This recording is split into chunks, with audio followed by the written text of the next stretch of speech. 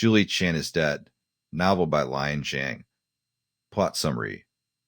Liann Zhang's Julie Chen is Dead is propulsive and provocative debut thriller that expertly melds psychological suspense with scathing social satire, gripping tale of identity theft in the age of influencer culture. The novel follows a young woman as she assumes her deceased twin sister's glamorous life, only to uncover the chilling rot beneath the surface. Part 1. Tale of Two Sisters. Julie Chen lives quiet, invisible life working as cashier at supermarket in Queens, scraping by paycheck to paycheck. Julie is accustomed to anonymity and hardship. Her identical twin sister, Chloe VanHuusen, formerly Chloe Chen, is her opposite in every conceivable way, rich, famous, and surgically curated into an Instagrammable brand of aspirational perfection. Adopted by wealthy white family as teen, Chloe has transformed herself into luxury lifestyle influencer with millions of followers, lucrative brand deals, and an inner circle of equally vacuous beautiful elites. The sisters haven't spoken in years, not since Chloe surprised Julie in manipulative viral video. Finding my long-lost twin and buying her house #emotional, which brought Julie moment of online notoriety before she was discarded once again. When Julie unexpectedly receives garbled voicemail from Chloe, paranoid, rambling, and terrified, she follows it to her sister's penthouse. What she finds there is shocking. Chloe dead from an apparent overdose. But instead of calling the police, Julie makes a split-second decision that changes everything. She wipes the scene clean, deletes Chloe's digital presence from her devices, and steps into her sister's high-end shoes. Literally. Part 2. Coming Chloe. With wardrobe full of designer clothes, access to spacious penthouse, and passwords to social media accounts worth hundreds of thousands of dollars, Julie becomes Chloe. Her transformation is near seamless. No one seems to notice that the woman in the selfies has different cadence, less confident gaze. But social media, Julie quickly learns, is all about surface. The illusion holds. At first, Julie is intoxicated by the perks. Oxes, red carpet invites, adoring fans. But beneath the glitz is simmering sense of unease. Chloe's life, as perfect as it appeared online, was riddled with cracks. Her DMs are full of cryptic threats, accusations, and recurring message. We know who you are. Julie begins to suspect that Chloe didn't simply die. She was targeted. She agrees to attend an exclusive wellness retreat on private island, an invitation Chloe had already accepted. Gaia House, an elite influencer collective promoting authentic living. The retreat promises renewal and detox. But what Julie finds is a sinister world of manipulation, surveillance, and secrets. Her fellow guests include Renee, a fitness influencer with a cult-like following and a past she's desperate to keep buried. Leo, tech bro turned mindfulness guru, who is as controlling as he is charismatic. Saffron, spiritual witch who seems to see right through Julie's facade. Andre, photographer and former lover of Chloe's, whose jealousy runs deep. Part 3. The Island. As Julie navigates the retreat's invasive rituals and hyper-curated activities, she begins to understand that Gaia House is not what it seems. The participants are being watched constantly, their movements tracked, their interactions analyzed. Chloe's death wasn't an accident. It was warning. Flashbacks sprinkled throughout the narrative reveal that Chloe had grown disillusioned with the influencer lifestyle. She was trying to extricate herself from Gaia House and its exploitative network, but found herself trapped. The more Julie learns, the more she realizes that the very people Chloe surrounded herself with, people Julie is now pretending to trust, may have orchestrated her downfall. Julie finds hidden hard drive in Chloe's belongings that includes confidential recordings, NDA over conversations, and footage of confession Chloe made just days before her death. In it, she alludes crimes, blackmail, and planned to expose everything. But someone found out and silence her. Part 4. Unmasking the Truth. The final third of the novel descends into paranoia and violence. Julie's identity starts to fray as she is gaslit by those around her. Accidents begin to happen. Her food is tampered with. Her phone is stolen. Someone tries to push her off cliff during sunrise yoga session. The more she pushes for answers, the more dangerous things come. In stunning reversal, Julie pretends to crack, faking vulnerability and paranoia to lure the real perpetrators into false sense of control, using Chloe's recordings and help from an unlikely ally, Saffron, who turns out to have been working as investigator into influencer exploitation. Julie orchestrates live stream during the retreat's final purging ritual. As followers around the world watch, Julie exposes the web of abuse, manipulation, and blackmail that sustained Gaia House and led to Chloe's murder. Epilogue. After the feat, months later, Julie is living under a new identity far from New York and far from fame. Chloe's legacy has been picked apart by the media. Gaia House has collapsed. Several members are facing charges. But Julie isn't free. She has come kind of ghost living between lives where that fame, no matter how seductive, is always hungry and always watching. Themes and commentary. Liann Zhang's Julie Chen is Dead delivers more than a nail-biting thriller. It slices into the curated live digital identity. Through Julie's uncomfortable metamorphosis, Zhang critiques influencer culture. The novel skewers the performative authenticity of social media and the commodification of trauma, racial and class erasure. Julie's invisibility as working-class Asian woman stands in stark contrast to Chloe's pout. Her branding is Chloe VanHuusen. The book questions what society values and why identity and ownership. Julie reclaims her sister's life not just out of envy but in an attempt to make sense of her own dispossession. But in doing so, she confronts the cost of becoming someone else, visibility and vulnerability, the paradox of social media, where being seen brings both power and peril, is explored with haunting precision.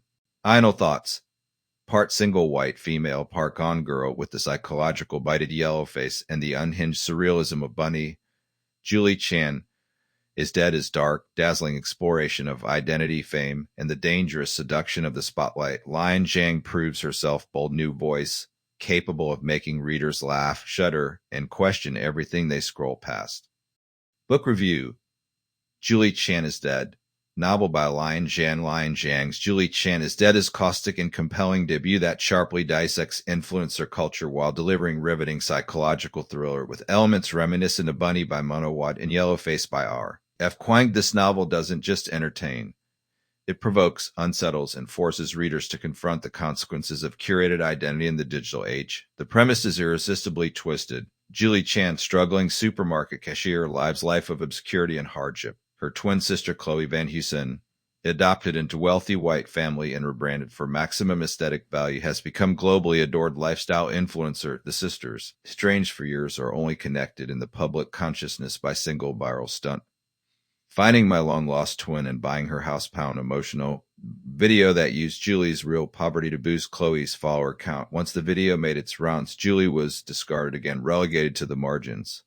But then Chloe dies, alone mysteriously, and Julie is the one who finds her. Rather than report the death, Julie erases it, deletes Chloe's data, cleans up the scene, and steps into her sister's lavish designer shoes. It's morally shocking but strangely understandable decision. Who wouldn't be tempted? What follows is part identity horror, part social critique, as Julie assumes her sister's role in front of millions of unsuspecting fans. The transformation is chillingly easy. Chloe's followers never notice. As Julie posts carefully staged selfies, applies luxury skincare products, and rehearses PR-friendly captions, she begins to lose sight of who she really is. But the perks. Private jets, brand deals, sleek Manhattan penthouse, come with growings of unease. Someone was watching Chloe. Someone wanted her gone. And now Julie is in the crosshairs. The tension escalates when Julie is invited to private wellness retreat hosted by Gaia House, an exclusive collective of influencers who peddle authenticity while living lies. The retreat takes place on an isolated island and is populated by Chloe's so-called friends, beautiful brand-obsessed narcissists with secrets of their own. Among them are Renee, fitness mogul with suspicious backstory, a Leo mindfulness guru with toxic control issues, and Saffron, an intuitive spiritualist who may or may not be spying on everyone. As Julie tiptoes through her sister's former life, she realizes Chloe had been trying to escape something before her death. Now Julie must decide if she'll flee or expose it all. Zhang excels at capturing the surreal dissonance between public image and private despair. Picture-perfect Instagram posts serve as haunting contrast to the paranoia and darkness that Julie uncovers behind the scenes. The novel is peppered with flashbacks, screenshots, and media snippets that reveal the sinister undertones of online fame. Chloe's life was not just curated. It was commodified, dissected, and sold to the highest bidder. And in a world obsessed with likes and optics, her real cries for help went unheard. At its core, Julie Chen is Dead is about the loss of self. Julie's journey is not just physical but existential. In becoming Chloe, she begins to question whether she ever had self to begin with, or if she's always been defined by contrast, absence, erasure. The twin dynamic gives the narrative mythic edge, tapping into deep psychological fears about identity, envy, and recognition. It asks, who do we become when no one is looking? And what happens when everyone is? One of the novel's strongest elements is its voice. Zhang's prose is biting and confident, often laugh out loud funny even in the darkest moments. Julie is both sympathetic and unnerving narrator whose choices teeter between survival instinct and moral collapse. Her inner monologue brims with astute observations about race, class, and commodification, particularly the way marginalized identities are sanitized for mass consumption in influencer spaces. Julie isn't just stepping into wealth, she's stepping into whiteness, into privilege, into an illusion that was never meant for her. The satire is razor sharp, but never loses sight of the emotional stakes. Zhang cures the absurdity of influencer retreats, the language of sponsored posts, the grotesque rituals of digital self-branding. But she also gives her characters complexity. Chloe, despite her narcissism and cruelty, is never reduced to mere villain. Thus, she becomes mirror for Julie. Version of what could have been, haunting echo of pain disguised as perfection.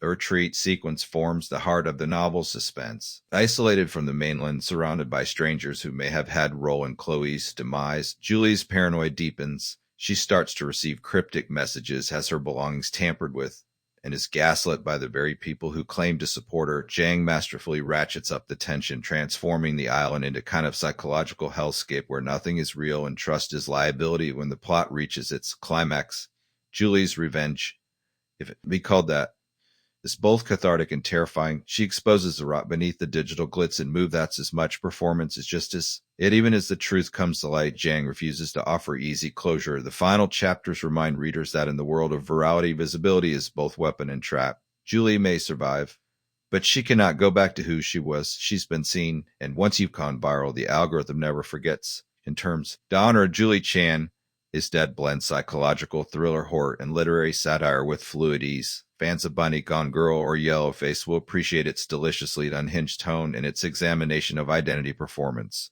But Zhang makes the territory her own, infusing it with cultural specificity, millennial anxiety, and distinctly modern edge.